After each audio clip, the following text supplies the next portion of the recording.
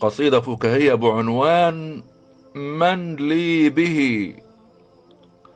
من لي بورك أو بديك كامل، يحيي مواتي أو يشد مفاصلي، ويعيد لي عهد الصبا حتى أرى دنياي تزهو بالشباب الكامل، وأغوص في لحم طري خالص يلهي فؤادي عن أعز شواغلي، فأرى الحياة جميلة وسعيدة، وأقول للأحزان ويحك فارحلي، فالآن ودعت الفلافل في الضحى، والفول يأتيني بشر عاجل.